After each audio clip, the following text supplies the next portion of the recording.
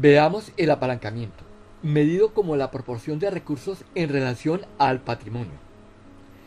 En una relación ideal, podríamos suponer que la mitad de los recursos fueran provistos por los accionistas y la otra por acreedores y prestamistas, lo que significaría una proporción de 1 a 2 veces. Una proporción de 1 a 3 significa que el patrimonio aporta la tercera parte de los fondos y el resto es deuda en sus diferentes manifestaciones: cuentas por pagar a proveedores, préstamos bancarios, bonos de deuda, acreedores particulares, pasivos fiscales y laborales y deudas con la casa matriz. En la medida que aumente este coeficiente, mayor es el aporte de los acreedores, lo que aumenta su vulnerabilidad y su carga financiera. Ahora veamos cómo andan las actividades. Minero energético fuertemente apalancado, especialmente por las matrices extranjeras. La construcción sobreendeudada. Las demás andando sobre la inestable línea del excesivo endeudamiento. Las regiones, las atlánticas sobreendeudadas. ¿Por qué? Las demás dentro de lo sensato, salvo las bogotanas. Las empresas jóvenes aprendiendo lecciones o probando nuevas formas de apalancarse. Las muy antiguas, con licencia para traspasar la moderación o mostrando síntomas de cansancio. Y las pequeñas, ¿podrán superar el espejismo de la deuda o están siendo fondeadas por vías no convencionales? Desde la óptica de la salud, obvio, las extranjeras, ya lo dijimos, poco acuden a créditos domésticos costosos y prefieren tomar recursos afuera. En general, vemos cómo todo el mundo hace eco del endeudamiento y patenta lo que una primera aproximación nos ilustraba sobre esta peligrosa tendencia. Y al observar de cerca los rangos en que se mueven las empresas según sus actividades, la amplitud de posturas en mineroenergético y logística, en tanto todas las demás se aprecia una práctica gregaria. En construcción, las empresas sobreendeudadas contagian a las demás a hacer lo mismo. Y no solo en esa actividad. Tal vez los únicos moderados y cuerdos son los manufactureros. Casi todos están alrededor de la media. Seguramente las lecciones pasadas les enseñaron moderación y a medir los riesgos que la deuda conlleva. Y en las regiones, la variedad en la asunción de posiciones de deuda se registra en casi todas. Y parece alarmante la bogotana, que salvo las atlánticas, su rango de posición deudora se ubica como el más alto en el límite inferior y el más alto en el límite superior. ¿Se estará inflando una bomba de tiempo crediticia? Y así podemos observar los rangos de endeudamiento en las empresas según su antigüedad, tamaño, salud y tipo de organización. Medir los rasgos de apalancamiento nos permite perfilar la dispersión de las conductas de las empresas frente a este delicado tema. Entre mayor dispersión haya, más diluido el efecto cuando las condiciones cambian: tasas de interés, impuestos, inflación, tipos de cambio. Entre más esté concentrado el nivel de deuda alrededor de la media, mayor efecto de arrastre sobre todo el conglomerado, actividad, región, tamaño, etc. Si es muy alto, el cambio en las condiciones golpeará a todos los operadores con crudeza. Si es bajo, estos serán insensibles a la brusquedad de los cambios y podrán capearlos mejor. Por ello, el estar en Bogotá, hacer construcción, ser joven, pequeña y enferma, perfilan más altos riesgos crediticios y más alta probabilidad de ir a bancarrota, como lo ilustraremos más adelante. Junto al cambio, el conflicto y la rivalidad en lo general, sumado el apalancamiento financiero, la innovación y la pasión aventurera, las fuerzas que empujan al mundo empresarial hacia niveles más altos de desarrollo y creación de riqueza. Los grandes flujos de inversión extranjera, provistos por deuda y bonos, han permitido el desarrollo del tercer mundo y están cambiando la formación económica mundial. La palanca es buena si catapulta las operaciones, sostiene el ritmo competitivo del mercado y crea riqueza marginal al tomador de recursos. Vamos a ver otra perspectiva de la competitividad: el crecimiento.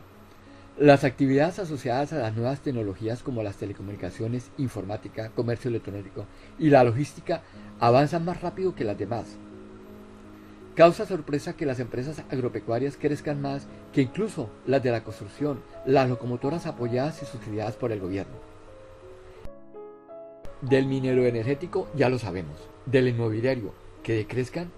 ¿Por qué? y en las regiones las paisas más dinámicas que todas, incluso que las bogotanas. ¿Y qué estará pasando con las empresas de la región oriental que se rezagan? ¿Por qué a las empresas antiguas les cuesta mantener el ritmo que llevan las más jóvenes? ¿Será por eso de la vejez? ¿Y las pequeñas, que demuestran más eficacia a la agregación de valor, por qué se contraen? ¿Qué puede estar pasando? Y por último, las extranjeras, muy asociadas a la actividad mineroenergética, dejan patente los estragos del desinfle de la burbuja de precios. Vamos a ensayar una relación entre agregación de valor y crecimiento, para ampliar la perspectiva de la competitividad y esbozar un principio de atractividad en lo que interesa a los inversores, que haya crecimiento y creación de riqueza. Veamos. La logística y los servicios profesionales los más atractivos. Las empresas paisas las más atractivas. Las atlánticas en el extremo, pero con gran potencial. Las empresas más jóvenes preferibles a las que enfrentarán relevo generacional. Al elegir por tamaño, la gran incógnita. A mayor crecimiento, menor capacidad de agregar valor. ¿Por qué? ¿Dónde están las economías de escala? ¿Las curvas de experiencia? ¿La gerencia moderna? Y por último, las sociedades anónimas con gran crecimiento pero con limitaciones para agregar valor. ¿Por qué sucederá esto? Adentrarnos en esos análisis nos plantea más inquietudes que certezas. Y debería ser así, ya que la economía transita un periodo interesante. Luego de haber ingresado a terrenos de alta exposición extranjera, 20 años después, las sobrevivientes encuentran alivio en una coyuntura favorable que se desinfla y las pone a repensar sobre las capacidades a desarrollar en un entorno más tecnológico donde nuevos paradigmas exigen adaptaciones nuevas, nuevas capacidades y nuevas visiones. El cambio, el dialéctico conflicto y el darwinismo competitivo, las fuerzas que mueven al hombre hacia superiores etapas evolutivas y también condena a la muerte y la extinción.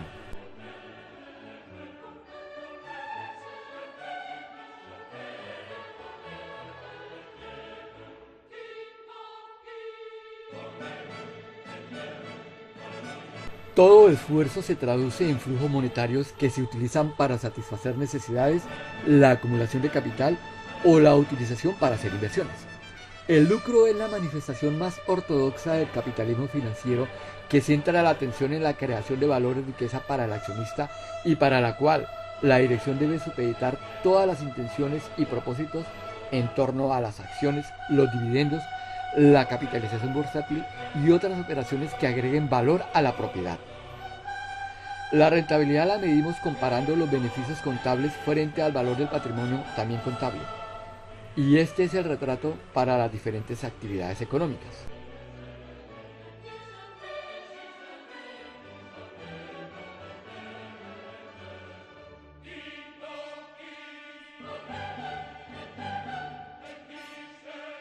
La construcción exhibe tasas atractivas de rentabilidad seguidas por el comercio y la logística, pero son los servicios profesionales y administrativos los que muestran mejor rentabilidad en lo corrido de la década.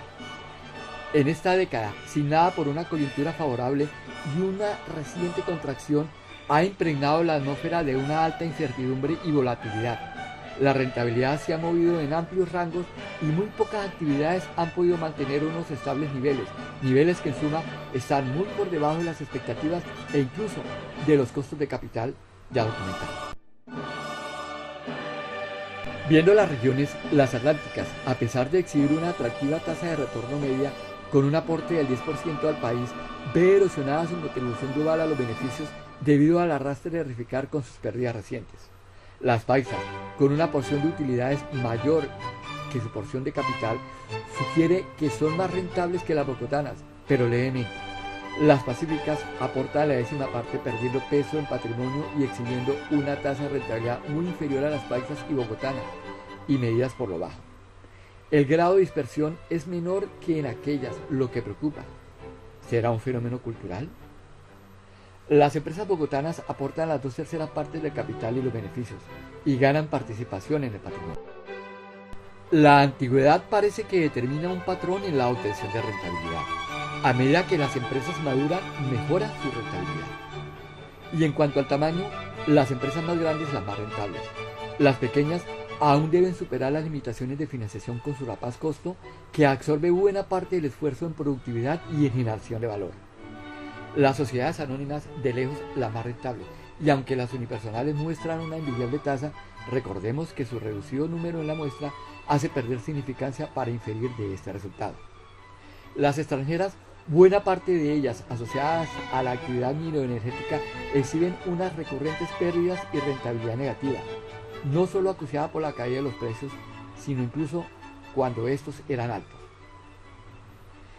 Esto encuentra su explicación en la práctica de precios de transferencias, en la que las empresas transnacionales son hábiles practicantes al amparo y dentro de los estándares de las normas internacionales de contabilidad.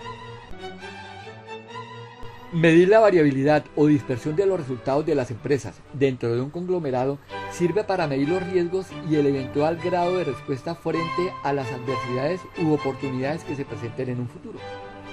Si la posición de los operadores se dan alrededor de una media favorable en su encuentro con el riesgo, podrán salir airosos. Lo contrario, si la alta concentración se da alrededor de un desempeño malo.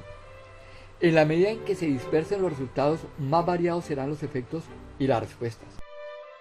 Un sector como el minero energético, en que los operadores andan muy apalancados, con amplias dispersiones en productividad, refleja una amplia dispersión en la rentabilidad de los operadores, de manera que quienes están por encima de la media resistirán más que los que se ubican en el extremo bajo. Unos operadores hoteleros con rentabilidad moderada y muy parejos resistirán más que, por ejemplo, unos manufactureros con golpeada rentabilidad generalizada. Y es probable que los paisas y bogotanos resistan mejor a las embestidas adversas que los atlánticos y pacíficos. Y entre las empresas jóvenes muy rentables, el amplio grado de dispersión les permite soportar mejor los riesgos. Los que están por debajo saben que sus pares logran mejor desempeños y tratarán de emularlos. Los que están arriba saben que sus pares tocan fondo y evitarán pisar los terrenos anegados. Las empresas muy grandes perciben amplio espacio de maniobra, en tanto las pequeñas, agrupadas alrededor de unas rentabilidades precarias, tendrán más dificultades para sobrevivir. Y por situación similar enfrentarán las anónimas, baja rentabilidad generalizada entre las empresas. Abordar el tema de la rentabilidad implica muchos enfoques fuera de esta sencilla lectura. Una de ellas tiene que ver con la capitalización de estos beneficios para fortalecer la solidez financiera de las empresas. Las empresas grandes, recalcamos, son las más rentables y vemos cómo esas rentas van a fortalecer el patrimonio. Prácticamente todo el aumento del patrimonio equivale al monto total de utilidades obtenidas en el periodo. Las empresas de la muestra 11K tenían un patrimonio a final de 2009 de 176 billones de pesos y durante el periodo aumentó a 309 billones, un aumento de 133 billones de pesos. Durante el periodo del 2010 al 2016, estas empresas obtuvieron un beneficio neto de 110 billones de pesos, lo que podría sugerir que casi se ha autorreproducido, que los beneficios se han capitalizado para fortalecer el patrimonio de las empresas. Sin embargo, esto no es del todo cierto. Parte del aumento se ha dado por la vía de capitalización de las valorizaciones, lo que no significa ingreso de capital, es reexpresar el valor actual de unos montos históricos, y buena parte de esos beneficios se han ido. Muchas empresas de esta muestra son vacas lecheras, y buena parte de esas vacas lecheras evidencian retrasos en inversión que indudablemente socava la productividad, la competitividad y, por supuesto, la rentabilidad. Prácticamente todo el aumento del patrimonio equivale al monto total de utilidades obtenidas en el periodo. Y vemos cómo a medida que disminuye de tamaño y la rentabilidad, menos de estas utilidades regresan a la empresa. Una razón de ello podría ser la tasa de oportunidad. Los grandes inversores propietarios de las grandes empresas no encuentran tasas alternativas superiores en el mercado. Los pequeños propietarios de las pequeñas se desaniman ante las tasas y los costos financieros, por lo que prefieren retirar lo más que se pueda mientras se pueda. La espada de Damocles que pende sobre ellos a condenarlos al fracaso no les permite confiar mucho en el futuro, cada vez más incierto.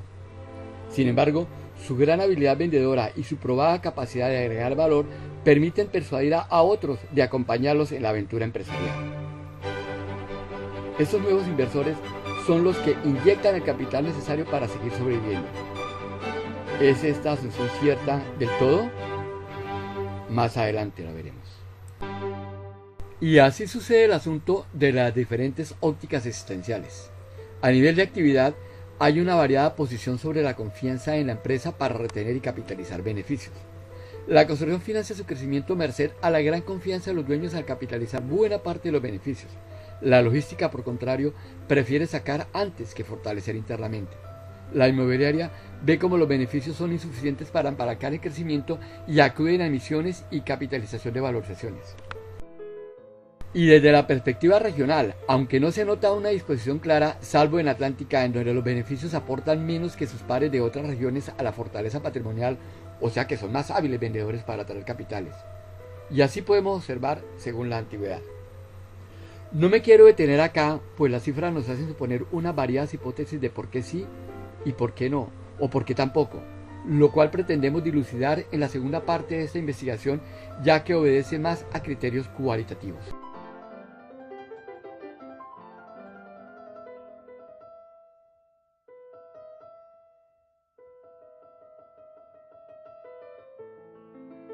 En teoría, se asume que la toma de recursos es con el propósito de atender más eficiente y eficazmente un mercado, de manera que la operación se sostenga y genere los beneficios suficientes para pagar su costo y aumentar la riqueza al propietario que opera un negocio en un mercado. El propósito final de asumir riesgos de todo tipo es aumentar la riqueza, es la motivación al lucro. Para validar la intensidad de esta relación inequívoca, vamos a ensayar trazar algunas gráficas mediante análisis por conglomerados a lo largo del tiempo, la década actual, el espacio, las regiones y las intenciones, las actividades económicas. A lo largo de la década vemos cómo se mueven los coeficientes que asocian estas variables discretas. En algunos se aprecia una amplia dispersión, en otras una concentración de la rentabilidad hacia el límite inferior y en años recientes a una mayor concentración tanto en rentabilidad como en apalancamiento. Lo que podría sugerir que en las épocas bollantes los empresarios son más laxos a endeudarse y a tomar más riesgos, en tanto en los años de lento crecimiento evitan los excesos. Esta es una interpretación, podrían haber otras. Y una cosa que no es totalmente clara es la relación directa entre estas variables. En los primeros años de la década, del 2010 al 2012, se aprecia una pendiente negativa, esto es que en la medida que baja la palanca, aumenta la renta. O dicho de otra forma, la mayor deuda no apalanca la rentabilidad. A partir del 2013 y hasta el 2016, la pendiente cambia a sentido positiva. Mayor palanca potencia más rentabilidad, lo que quería validar el postulado financiero. Entonces la palanca sí sirve. Pero queda la duda sobre las evidencias que desvirtúan la hipótesis. ¿Qué pasó en la gestión de las empresas en esos años en que se afianzaba el crecimiento económico? ¿Qué pasó en 2013 para revertir esa perniciosa tendencia? Sigamos viendo. Podemos agrupar esta secuencia gráfica en una sola y describir una especie de ruta de la riqueza asociada a la palanca financiera. Arrancamos 2010 con una palanca alta y una rentabilidad moderada. Dimos un salto cuántico en la rentabilidad en el 2014 con similares niveles de palanca, para luego deslizarnos por el tobogán del desapalancamiento. Descartando ese episodio del 2014, nos movemos a un escenario de baja palanca financiera que también desapalanca la rentabilidad. Esto para todas las empresas de la muestra 11K, lo que nos lleva a detenernos un poco a apreciar la ruta que siguen las regiones y las actividades. Las atlánticas mejoran la rentabilidad apreciablemente, disminuyendo levemente la palanca. Las paisas, más abiertas a riesgo y conservadoras palancas, pero en últimas hicieron muy poco para mejorar su posición. Las orientales reducen el ruido de la volatilidad rentable y se mueven poco con menos palanca. Las del centro corrigen el exceso de palanca, eliminando la grasa financiera y mejorando sustancialmente la rentabilidad. Las pacíficas enconchadas, con poca vocación a los riesgos y recogiendo migajas de rentabilidad. Las bogotanas, las que se dan las mañas para validar el postulado, mayor palanca potencia más beneficios, solo que retroceden en el tiempo. Estas gráficas describen el comportamiento de las empresas en estas dos variables, la forma como se asocia y la ruta que siguen en el tiempo estas asociaciones. No determinan rasgos culturales ni establecen relaciones causales entre ellas. Vamos a ver cómo está el asunto en las actividades. El agropecuario, ronda timorata con mejora en la rentabilidad. El minero energético, la montaña rusa de extrema volatilidad que marea al punto que la rentabilidad se torna negativa. La manufactura, sin arriesgar con el espejismo de la palanca financiera, logra mejorar la rentabilidad. La construcción, menor palanca para ganar lo mismo. Logística, acostumbrados a moverse de un lado a otro, se quitan deuda y sacrifican rentabilidad. Hoteles y restaurantes, mucho movimiento rentable al son de una misma música de palanca, para al final se dé rentabilidad por el cansancio de tanto moverse. Información y telecomunicaciones, la eliminación del exceso de deuda que socavaba la rentabilidad permite hoy una atractiva rentabilidad. Es la actividad que logró más aumento merced a la disminución de la deuda. Servicios financieros, con baja palanca, mejoran la rentabilidad. La inmobiliaria, la poca movilidad para arriesgarse, les paga el precio justo. Los servicios profesionales, sobre la misma barra de equilibrio de palanca, mucha volatilidad rentable, para terminar rentando menos. Y los servicios administrativos, lo mismo que los profesionales, pero mejorando la rentabilidad.